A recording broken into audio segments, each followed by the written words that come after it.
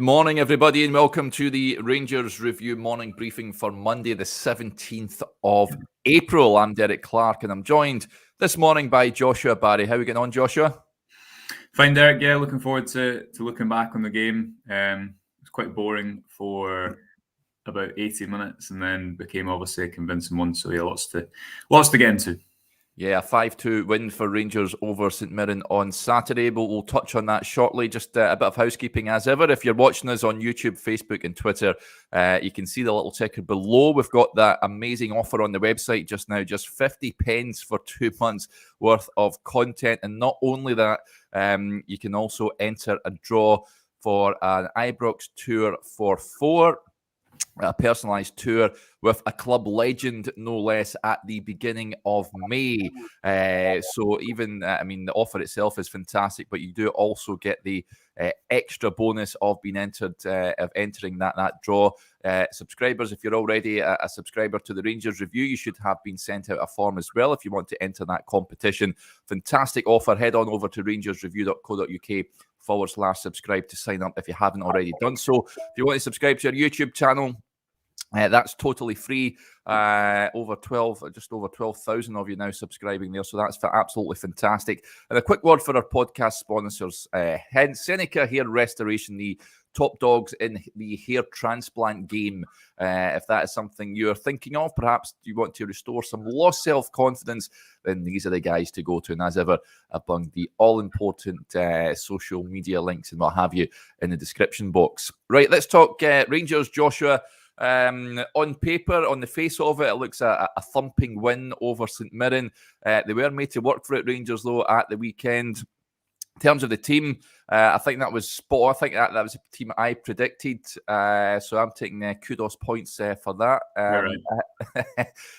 Rangers started with Todd Cantwell netting his first goal at Ibrox, if I'm not mistaken, isn't it? That's his first goal at Ibrox, so that was good to see. We'll talk about Todd Cantwell in detail because it was another fantastic display from him. However, Rangers pegged back by Mark O'Hara before Fashion Sakala restored the advantage. Mark O'Hara then added his second of the game to restore that, just to equalise for St Mirren 2-2 before Alfredo Morelos came on, scored a quick fire double, and Scott Arfield with the pick of the bunch. I'm sure you've seen it, folks. Rangers posted that terrific passing move, team goal on their Twitter account. I seen that yesterday. Superb, 60 passes in total. Then the no-look pass from Cantwell into Arfield to finish. What a goal that was, a goal of the season contender. And that's how it ended, by 5-2. Joshua, you were at Ibrox for us. What was your main takeaways from the game? Yeah, well, obviously with 12 points now in the league, Derek, there wasn't that much needle in it. I think what Michael Beale would have wanted would have been an early goal, and the Rangers obviously get the penalty but miss it. And that just changes the game altogether. If you think back to the Kilmarnock game recently, where Rangers were 3-0 up at half-time, it was that early goal that kind of opened the game up. They didn't have that, and as a result, when they did work a lead, and it was a really good passing sequence for the first goal as well, they conceded 2 sloppy goals. And I think overall the message of the day from Michael Beale was he was really frustrated at the defensive transitions, which is where the start of the first goal derives from. I think Rangers have a 4v3 in the attack, and they eventually go and concede a sloppy goal on the back of conceding 2 off the back of 2 mistakes at Parkhead last weekend. Beale was really frustrated about that in the post-match press conference. Todd Cantwell, the kind of centre stage again. Derek, I wrote my colour piece on him yesterday. Not only having the talent, but I think really the personality to thrive at Ibrox. You know, I know it's a home game where the league is gone, but at 2-2, it was Cantwell that was able to just really create that goal, move the team forwards, keep the ball under pressure when nothing was on, switch it to the right, get on the end of it in the box. I think it's an encouraging sign seeing how much he's actually getting into the box. Obviously, we see that for the first goal, but such an important trait for midfielders to have domestically playing for Rangers, the ability to run beyond the strikers and attack the space that centre-backs are pulled out of. So Cantwell, the main talking point. I think you can see lots of things that Beale's trying to do, and that goal, the 60 pass sequence goal from that lovely camera angle, Derek, which I wish we could watch all the games from. there's lots of encouraging things as ever to see what they're working on, but it's the reality of that they are stuck in somewhat of a limbo until that semi-final or until the summer, because these games don't actually mean anything at the moment. And I think you could sense a little bit of the atmosphere in the game on Saturday. Yeah, lots of comments coming in. I'll get to a few of them. You touched on the defence there, Joshua. A bit slack on Saturday, it's fair to say. Lots of comments on that issue. Malky says, we really have to sort out that defence. And there's a point as well being raised here by Scott Kearney. He says, got the result, but very bad goals we lost. But fair play to the buddies for making a game of it. And there's also a similar comment made here by Jim Grubb. He says, Davis is weak link in defence. I would play Suter with Goldson, even if it's his wrong side. Now, Michael Beale was asked in the post-match press conference about the defending. He was visibly unhappy with what he was witnessing. He says, we lost a big game last week to 2 errors, that we could do better in those moments. And this week we let in 2 more goals through poor moments. And it's not a good look on us as a team in terms of the work that we're doing. And it's something that the staff pride themselves in, our defensive organisation, our pressing. Whenever this club has done well for the last few years, it's been because of the team effort when we're defending, and it's not something I'm willing to accept. So sometimes I need to smile a little bit more, but I'm not setting this team up for bigger challenges and bigger days and to go on long runs. And the good teams don't let goals in, and good teams keep clean sheets consistently. If they're not keeping clean sheets, they concede one, and we're conceding goals far more than what I would like. Some people would point at the 5 you score at the other end, and sometimes you have to open up to go and score. But those 2 goals are similar to the last 2. There's no reason to concede them. So I'm going to be annoyed, and I do take a few days to get over it. So they are certainly going to feel it behind the scenes. Very interesting from Michael Beale there. We know he is a perfectionist, and I'm sure he means every word that he says there, Joshua. However, that is concerning the goals that Rangers have lost in the last 2 games with that semi-final coming up. Yeah, I mean, it's something that we're going to write about tomorrow for the website, because it's such a key cornerstone of Michael Beale's, I think, philosophy. If you look back at the game at Easter Road, Derek, the best performance under Beale so far, when he was asked about it after the game, he said it all goes back to the out of possession stuff. And I think to understand that, you have to look obviously at where Beale's look at his history in football. He obviously worked as a Liverpool under-23 manager. He's spoken a lot. I've listened to tons of podcasts with him speaking about how he would try and kind of copy Klopp's game model, and he's very close, I think, with Pep Lijnders, worked closely with him, Klopp's assistant at Liverpool. So much of their game is about what they do off the ball to change the picture of the game for the opposition. And again, we're going to have this on the website today, looking at that 60 pass sequence. But if you look at how it starts, it's all because Rangers' 3 midfielders and attackers are within a, 20 metre, maybe less than that, circle, closing off the space around the ball. And although there's passing options for St Mirren out wide, obviously the player, we're watching it from a bird's eye view. If you're a player in the midst of that, you can't really see that. All that to say that I think it's so important for Beale what his team does off the ball, because it allows them to defend with a view of how they want to attack, which I believe is the same. And when I interviewed Neil Banfield recently, that's something that he said as well. When you play top teams, you know what they're going to do on the ball, but it's off the ball that you really see what type of team they are. And he said that Beale's kind of mantra is steal with style. And he was frustrated. He was visibly frustrated at the nature of. He was frustrated at Cantwell because of his kind of tracking back at, I think, the first goal. And rightly so. He needs to drive more, because until Rangers are in the position that he wants them to be in, he'll have to maintain that mantra of wanting more until they're ultimately successful.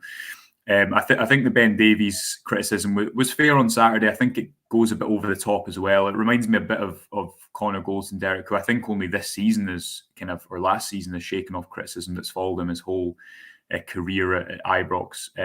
Davies did have a couple of slack moments in the defence.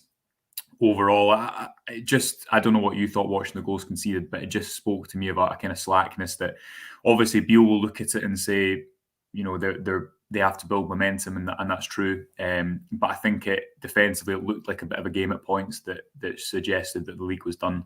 That said, you have to look at that final 10 minutes, and when Rangers did get into their groove, that last goal is a perfect example of, although the game's done and it's St Mirren at home, and by that point it's perhaps easier to play. It's a really good example of how they have to be patient, open up an opposition. And St Mirren didn't come and sit too deep. They tried to press Rangers and played two up front and tried. That's why Rangers went to a back three in possession, which we've seen quite a lot of points this season. So I think it's just a trend of that game and the kind of slackness that will exist in a game like that. But Beale obviously is rightly frustrated because he'll look at that and say, well, that's 4 goals of a preventable nature in the last 2 games. And especially looking ahead to that semi-final, you're going to have to be a lot better than that at the back. Yeah, I think there's an element of the league's done. It's a new centre-back pairing. I think Rangers have had about 6,000 centre-back pairings this season. It seems like such has been the injury situation. And Connor Goldson is a big miss. He is the glue that holds that back line together for me. DK actually just on the back of that. This might block your face out here, Joshua, but well, it doesn't, just slightly. It says, any news on Goldson and Kent? Minimum recovery time for a hip flexor is 2 to 4 weeks, while Beale on Friday said Kent hadn't had a scan yet because bruising in his knee hadn't gone down. Not entirely sure with Goldson. Michael Beale did seem optimistic. He could be back for Aberdeen. If not, then they are preparing him for that cup semi-final. So I think there's, if there's any element a risk for Aberdeen, I don't think he'll risk him, Joshua, because obviously the Celtic game is a bigger game. Ryan Kent's an interesting one. Did Rangers miss Ryan Kent on Saturday, would you say? Well, I'm going to slightly dodge your question before coming back to it, Derek, and pull up the pass network, which I think helps answer that somewhat. It was interesting to see Cantwell play slightly higher than Tillman. You can see here, this just charts the average position from which a player played their passes. So you can see Lundstram's deeper than Raskin in the midfield. You can see Cantwell, who's played towards that right side. He was in more of a free role. Beale said they kind of switched it up with him and Tillman at the weekend. One of the most interesting things that I think you're seeing Rangers do a lot of at home, and this is on I think both of our Twitter pages as well, the account on my Twitter page. If you look at Sakala and Morelos, they're playing, it looks like they're playing central here, but what they did a lot was kind of play down the sides of the back three. And Rangers are using this kind of ad hoc split striker system at home, and it works best for the first goal when they're able to clear that space. And Morelos peels off, he plays a 1-2, Sakala's the one who runs in behind, and then there's a space for Cantwell to go and finish. So I think you saw a bit more of a freed up Tillman and Cantwell as a consequence. I think Kent, largely, there's 2 elements to the Kent discussion. You've got the fact that I think he's been improved under Beale, and I think at times he's a little bit misprofiled and misunderstood when you look at his impact on games. But then you also have the performance at Parkhead and on the back of a couple of poor performances there. You look at his decision making, and I don't think it was good enough. And Rangers need players in the final third. I think if you take anything from the Old Firm game just over a week ago, the conclusion you need to draw is that Rangers need clinical players in the final third. They need players who can win them a game in the final third. And at the moment, whether it be Cantwell and Tillman aren't quite there or are playing slightly deeper roles, or Morelos and Kent just haven't been able to do that for the last year or so. That needs to be one of the main focuses in the summer. So Kent in these types of games, I think that's when he can be effective. I think under Beale he's enjoyed the space that playing alongside Tillman and Cantwell has afforded him, because he's not always been the main centre of attention. Teams can't double up on him as much.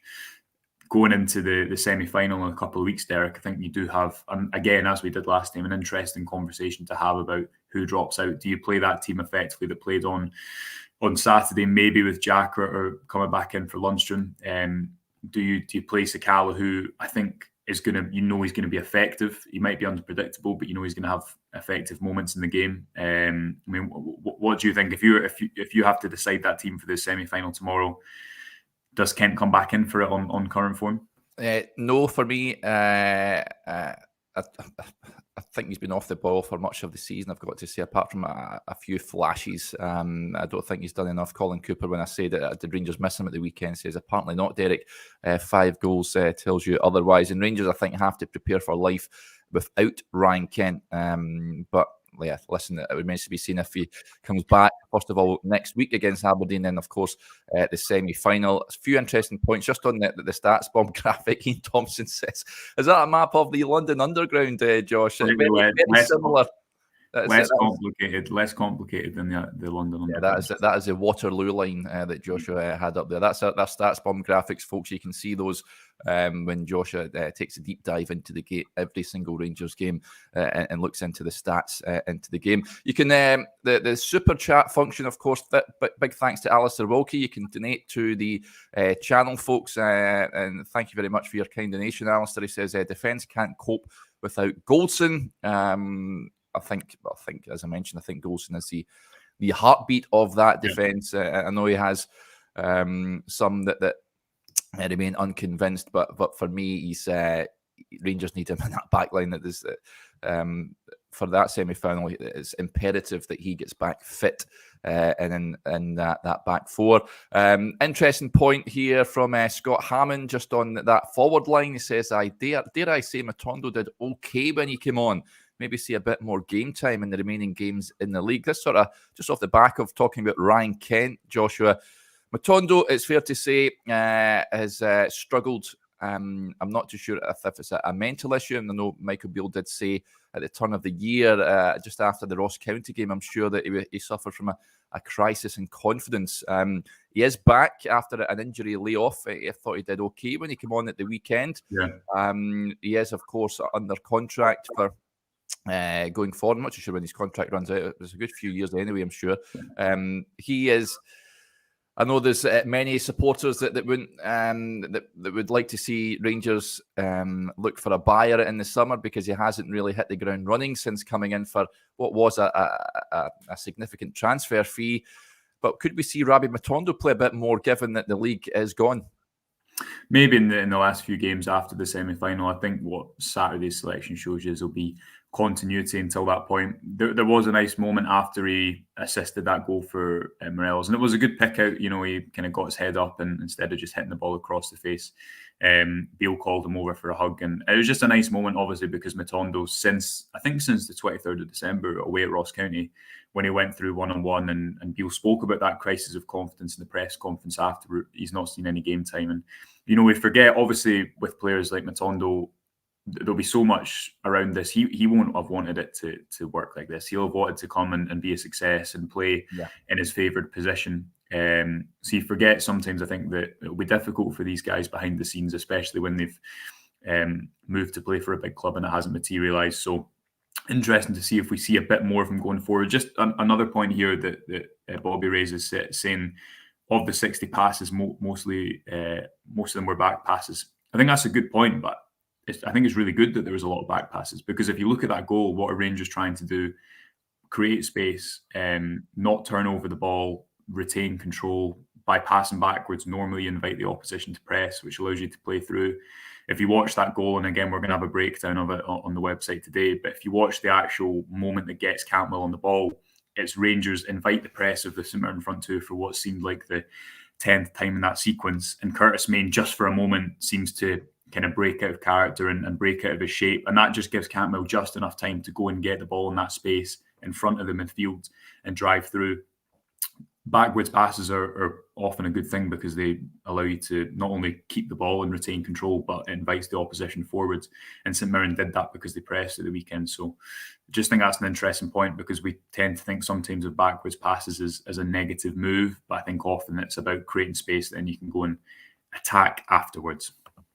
Yeah, good point raised. I wanted to also bring an interesting point raised. Of course, Aberdeen next week. He scored the winner against Ross County, and Thomas Hopkinson says, "I'm looking forward to seeing Duke up against our defence. Could be a good investment for replacing Kent." Seen this mentioned on social media over the weekend. The Aberdeen winger, good goal he scored, I've got to say, and he has impressed this season for Aberdeen, who Barry Robson certainly getting a tune out of them now. That's a remarkable turnaround in fortunes for them. Duke, for you, Joshua, are you a fan? Yeah, I've not watched much of him, but his numbers look pretty good, and he's been relatively effective. He scored that free kick against Rangers, didn't he, at the start of the end of last year, the last time Rangers went up there to Pataudry. We should speak as well. I'm just looking at the comments, Derek, about Cantwell, because I'm realising we've not got onto him. And yeah, we'll touch on him. Don't worry, I've not forgotten about him. Yeah. But no, I've not watched much of Duke. But good number. I think him and Miovski up front was always going to be quite good recruitment for Aberdeen. And you looked at their squad and it was better than definitely getting beat 6-0 by Hibs. And I think it shows you that the league just isn't strong this season, because Aberdeen a few weeks ago were when Barry Robson took them over, they were not in a good shape, and now they're quite not comfortable in third, but they've got to a position that people wouldn't have expected them to a few weeks ago. So yeah, I think it'll be a really difficult game for Rangers, one of their more difficult games away from home. They have been able to show a better face away from home, and I think have enjoyed when teams have.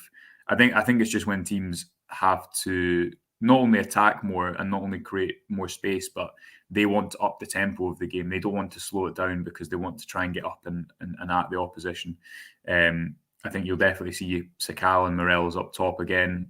Probably a quite similar starting 11, depending on whether Jack's back fit. But it has been these types of games where Rangers have tended to look the most effective under Beale. I think the positioning of their three forwards, not tracking the full-backs, staying high and narrow, gives teams a real problem, because if they commit their full-backs, then you leave your centre-backs with a lot of space to cover. So yeah, looking forward to that game, but it does seem a wee while away at the moment.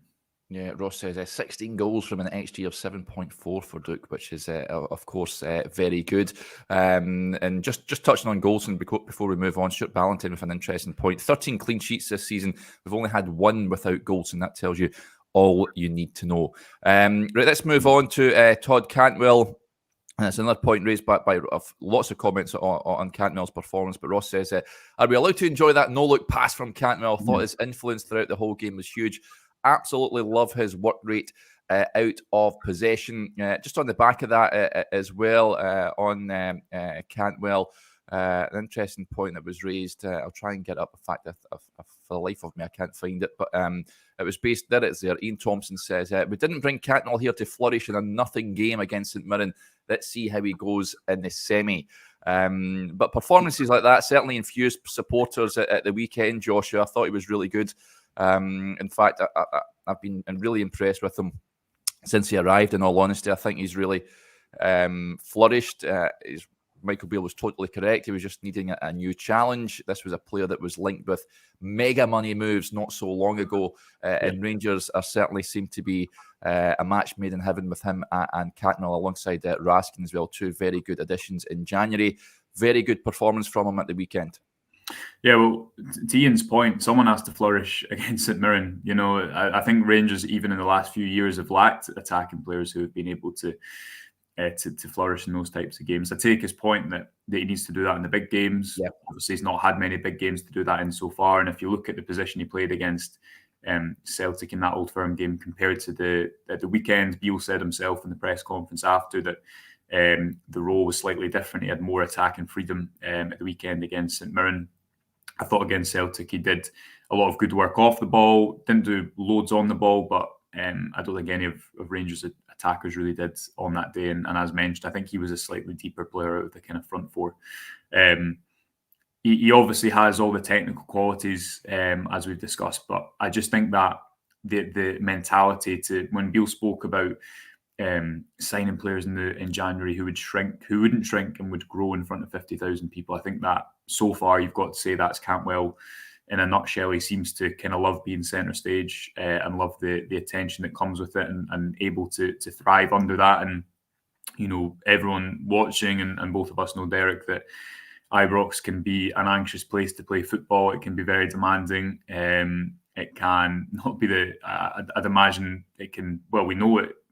With certain players, it just doesn't work for them because they maybe can't play in that particular environment. But Cantwell so far really looks like he's able to. And again, you've got to remember he's only kind of 3 months into his Rangers career. Alongside all of that, I think the fact that he is getting those numbers and he is arriving in the box, as we've seen away from home against Motherwell as well, is important for Rangers, because that's something that Beale has emphasised a lot in his press conferences. And as well as that, encouraging that when Beale was asked about him at the weekend, he said that he thinks there's so much more to come.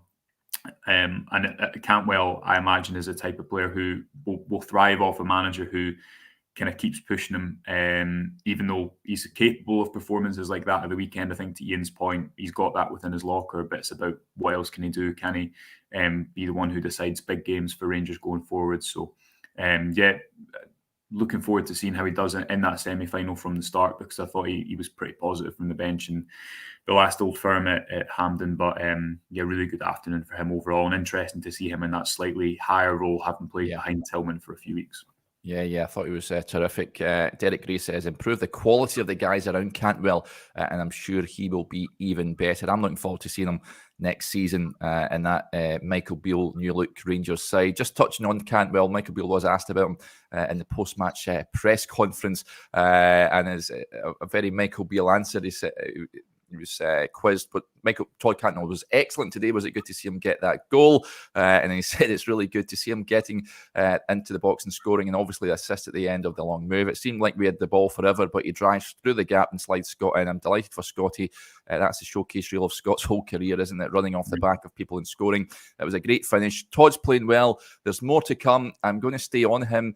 I'm going to stay on him and make sure we get the player that I think thinks within him that he deserves to show everyone that ultimately I think will really help Rangers in the first half when he's in and around the box. I like to see him put his laces through one or two and not be so soft in his shooting. Having said that, he's doing well, so I don't want to seem like Mr. Grumpy, but I want more from him because I see it. It's there, so why would I not demand more from him? Why would he not demand more from himself? And I think that's what he needs from me. He's not the only one. The crowd seems to like him. He's collecting Man of the Match awards now, so he's certainly the crowd's favourite at this moment in time. He certainly is, and very well-deserved Man of the Match award at the weekend. John Lundstram was also playing at the weekend. Joshua, there's just some point. Stevie asked him a question about his contract situation, and he thought that Stevie wanted him out the door, which is it was all sort of patched up at the end, but it was quite funny. And Colin Cooper says, I was hoping Steve was going to ask him if he thought Lundstram was coming over on the table for him when he asked that question. What do you make of Lundstram, Joshua? I had him in my team, of course, with Ryan Jack's injury. I think it made sense that he came back in. He's someone that has come in for criticism this season. I think it's much of it has been fair. He's been off the boil for large parts, as has a lot of players, to be fair.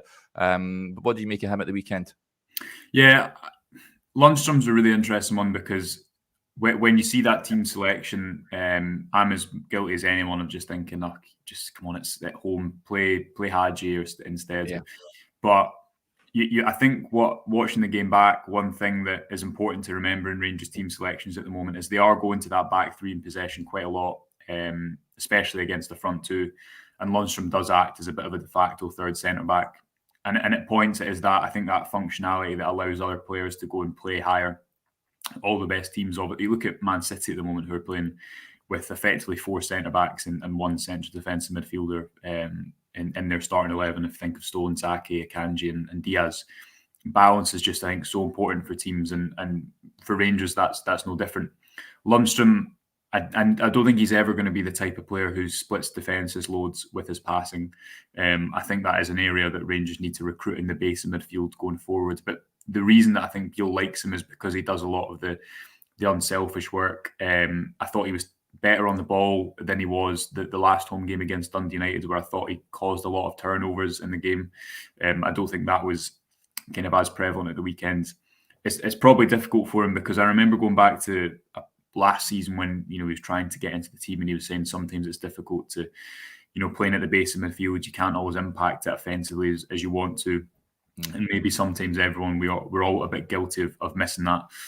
So all that to say, I thought it was a fine performance there, and he kind of did his job for the most part. Maybe a couple of shaky defensive moments along with the rest of that defence. But Beale wants to play with one of him or Jack. I think he's had one of him and Jack in every team aside from the games against Partick Thistle and the game after that at home. Away at Livingston when it was Raskin and Kamara in the midfield.